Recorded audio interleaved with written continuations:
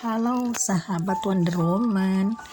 Kalau kita bersedekah di bulan biasa udah biasa ya, tapi kalau bersedekah di bulan puasa ini lebih utama teman-teman ya. Nah apalagi sekarang kan lagi musimnya makan itu dibatasi ya, hanya sebelum imsak sama maghrib ya teman-teman ya.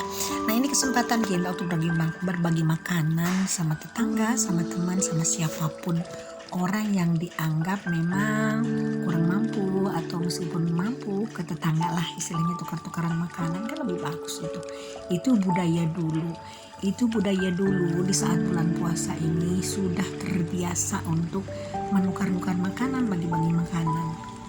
Nah ini di sini juga di tempatku ada adikku ini udah terbiasa dia itu mulai dari mau berpuasa hari pertama dia biasa bagi-bagi makanan kepada tetangganya sehari tidak kurang dari 50 orang karena dia memang uangnya ada ya, dia termasuk orang yang berada karena suami pengusaha, dia pun juga pembisnis.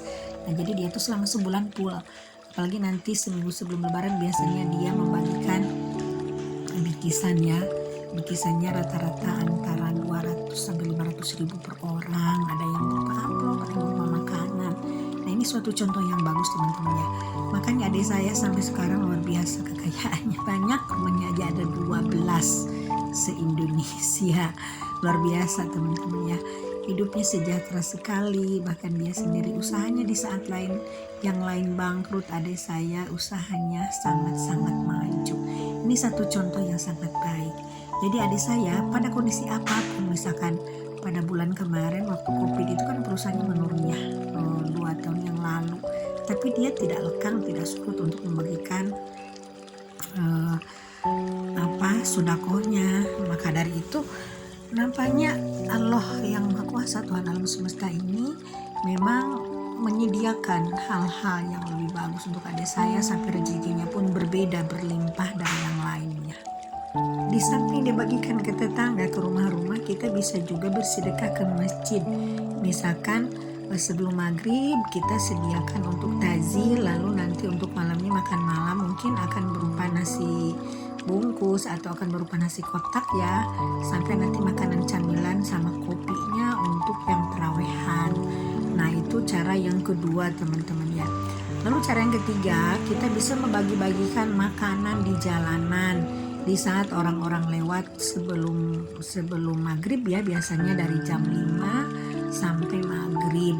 Nah ini biasanya kalau di Jakarta kan tanggal 20 ke atas ya, tapi kita tidak ada larangan sih, tanggal berapapun oke, boleh aja, tidak harus tanggal likur-likuran ya, tanggal 20-an, tapi meskipun dari awal puasa itu lebih bagus, apalagi ini di saat-saat seperti ini kan ekonomi lagi susah, jadi orang-orang kalau misalkan kita bantu, misalkan untuk berbuka puasanya, alangkah mulia dan bagusnya kita, alangkah hebatnya juga yang Maha Kuasa, alangkah hebatnya juga pribadi kita sebagai manusia yang mau berbagi memang di saat-saat sulit seperti ini. Yang keempat, bisa juga ke lembaga-lembaga amal, misalkan ke pondok pesantren atau ke yatim piatu, ke yayasan yatim piatu ya, atau ke yayasan jumpo, karena lembaga-lembaga ini memang memerlukan support, memerlukan biaya yang tidak sedikit. Jadi kalau kita sebagai umat manusia yang lebih mampu, alangkah bagusnya untuk berbagi pada mereka.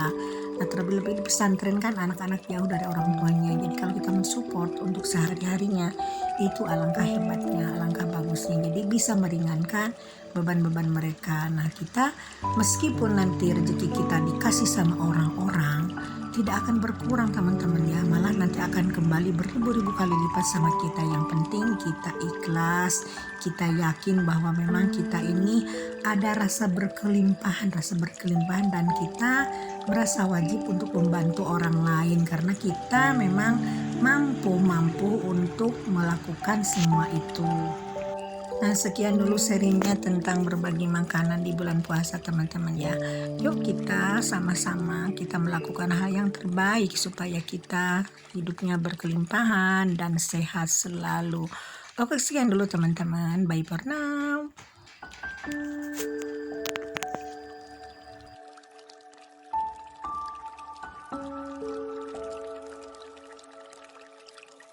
Thank